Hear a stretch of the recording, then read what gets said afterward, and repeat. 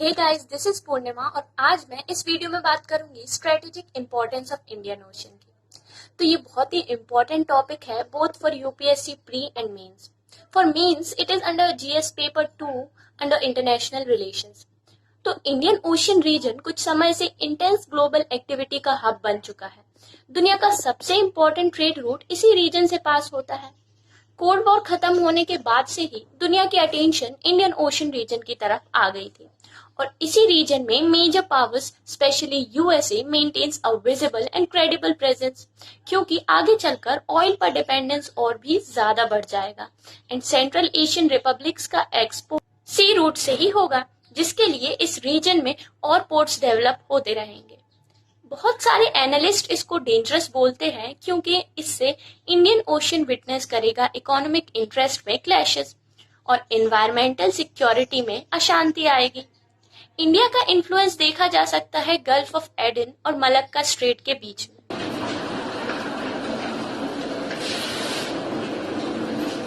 तो ये था इंट्रोडक्शन। आगे देखें तो इंडियन ओशन, जो कि विश्व का एकमात्र ऐसा ओशन है जिसका नाम किसी देश के नाम पर पड़ा, इसे हिंदी में हिंद महासागर और अर्ध महासागर नाम से भी जाना जाता है। Indian Ocean is the third largest ocean in the world which covers nearly 20% of the water surface.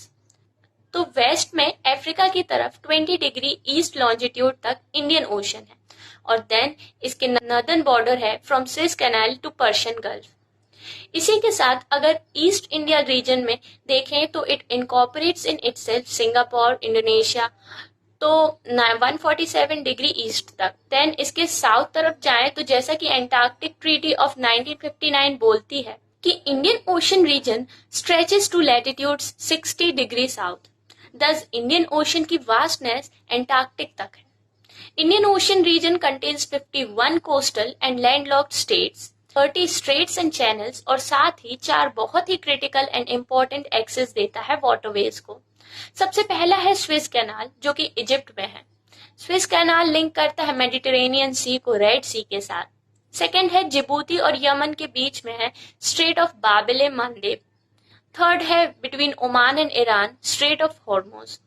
Fourth है strait of Malacca between Malaysia and Indonesia. It provides the shortest and most convenient link between Pacific Ocean and Indian Ocean. ये एक critical choke point है जहां से oil के साथ दुनिया का आधे से ज्यादा कंटेनराइज ट्रैफिक पास होता है। अब एक है Cape route which provides an alternate for the Suez route and connects the Indian Ocean with the Atlantic Ocean. Heavy tankers and bulk carriers due to depth restrictions in Suez Canal also commonly use this route. अब बात करें इसकी strategic importance की, तो 1/3 of the world's population resides here. It contains 25% of landmass in itself and of course 40% of oil and gas reserves.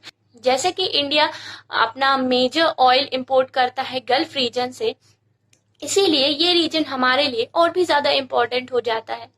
यहाँ की fish भी important है बॉर्डरिंग कंट्रीज के डोमेस्टिक कंजम्पशन और एक्सपोर्ट के लिए। इंडियन ओशन के रिस्पेक्ट में पॉलीमेटेलिक नोड्यूल्स का नाम सबसे पहले आता है। ये नोड्यूल्स बहुत ही रिच सोर्स होते हैं मेटल्स के और इंडिया उन वेरी फ्यू कंट्रीज में आता है जिसने मिनरल्स को डीप सी बेल्ट से एक्सट्रैक्ट करने की टेक्नोलॉजी डेवलप कर ली है। प्लस हमारा 95% ट्रेड सी के थ्रू होता है।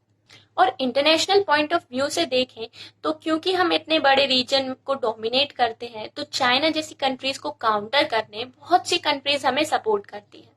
जैसे कि चाइना अपना मेजर ऑयल इंपोर्ट करता है स्ट्रेट ऑफ मलक्का से, तो उसे इंडिया अगर रोक दे इंडियन ओशन रीजन में, जिसका खतरा चाइना को बराबर बना रहता है, जिस कारण से स्ट्रिंग ऑफ पर्ल्स थ्योरी हमारे सामने आई, जिसके कारण श्रीलंका का हम्बनटोटा पोर्ट चाइना ने लीज पर लिया हुआ है 100 साल के लिए और साथ ही जिबूती में अपना बेस क्रिएट करने की चाइना निरंतर प्रयास कर रहा है। ये सब मैंने अपने इंडिया चाइना रिलेशंस के वीडियो में एक्सप्लेन किए हैं, आपको लिंक डिस्क्रिप्शन और आई बटन पर मिल जाएगी। Most of the ships approach the strait through the 10-degree channels between Andaman and Nicobar island और इसीलिए इंडिया के पास बहुत पोटेंशियल है इस स्ट्रेटेजिक सी लेन को डोमिनेट करने। अब लगभग 3.5 मिलियन इंडियंस काम करते हैं गल्फ कंट्रीज में and it is in India's interest to ensure that the environment in Gulf remains stable. अब यहाँ से जुड़े कुछ इश्यूज भी हैं जैसे कि पायरेसी, आर्म्ड रॉबरी और maritime terrorism, border disputes between countries surrounding the ocean. साथ ही प्रेजेंस ऑफ चाइना भी वर्ल्ड लेवल पर एक थ्रेट है पावर डिप्लोमेसी का। अब ऐसा क्यों है ये जानने के लिए तो आप मेरा इंडो चाइना रिलेशंस का वीडियो देख सकते हैं। और कुछ नॉन ट्रेडिशनल चेंजेस जैसे कि आज की तारीख में सबसे बड़ा चैलेंज है क्लाइमेट का, देन सी लेवल भी इंक्रीज हो रहा है। इंडिया बस यही चाहता है कि Indian ocean region should be free and open, मतलब कि नेविगेशन के लिए सबके पास फ्रीडम हो, रूल ऑफ लॉ को मेंटेन किया जाए, साथ ही जितने भी इंटरनेशनल कन्वेंशंस हैं उनको सारी कंट्रीज ओबे करे और इकोनॉमिक ट्रेड को फ्रेंडली मूव करने दिया जाए।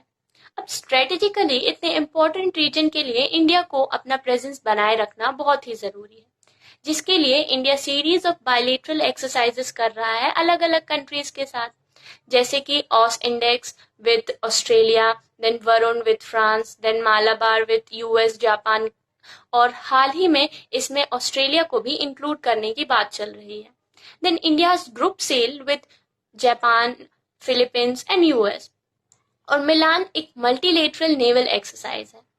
साथ ही हमने इंडियन ओशन रिंग एसोसिएशन नाम के इंस्टीट्यूशन की भी स्थापना की थी 7 मार्च 1997 को to run this region smoothly, जिसमें 22 मेंबर्स और 9 डायलॉग पार्टनर्स हैं। देन इंडिया ने फर्स्ट ट्राई सर्विस कमांड भी स्टैब्लिश किया, Andaman and Nicobar command in Port Blair, क्योंकि इंडिया यहाँ डेवलप करना चाहता है एक strategic international trade centre.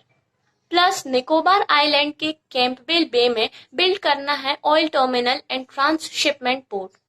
India member है Antarctic Treaty parties consultative group का, और उसने यहाँ पर already 2 permanently staffed scientific base setup कर चुका है। इसके बाद इंडिया ने अंटार्कटिका में 10,000 फुट रनवे बनवाया है टू सर्विस फ्यूचर मिशंस, जिसमें से कुछ लैंडिंग्स सक्सेसफुली कंप्लीट हो गई हैं। देन कुछ सालों से इंडिया का आसियान कंट्रीज के साथ ट्रेड डबल हो गया है। So Indian market has emerged as one of the largest importer of Southeast Asian goods.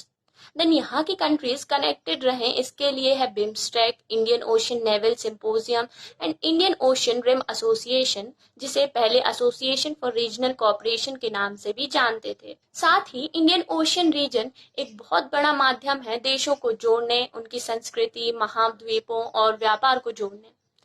तो भारत का 2014 का प्रोजेक्ट मौसम, इसका ऑब्जेक्टिव है इंडियन ओशन के तटवर्ती देशों के बीच में संस्कृति, ट्रेड का कनेक्शन, और इंडिया इस पर रिसर्च करेगा और ऐसे स्थलों की पहचान करेगा जो यूनेस्को की विश्व विरासत लिस्ट में ट्रांसनेशनल के रूप में दर्ज हो सके। इसे कंक्लूड करने के लिए आने वाले समय में भारत अपने आप को एक महाशक्ति के रूप में देखता है और एक सक्रिय भूमिका निभाने की चाह रखता है, जिसके आसपास के मेंबर कंट्रीज की स्वीकृति भी प्राप्त है। आपसी सहयोग बढ़ाने, व्यापार बढ़ाने और इनसे जुड़ने के लिए, और इस एरिया में भारत एक मैच्योर कंट्री के रूप में अपनी भूमिका दर्ज कराना चाहता है।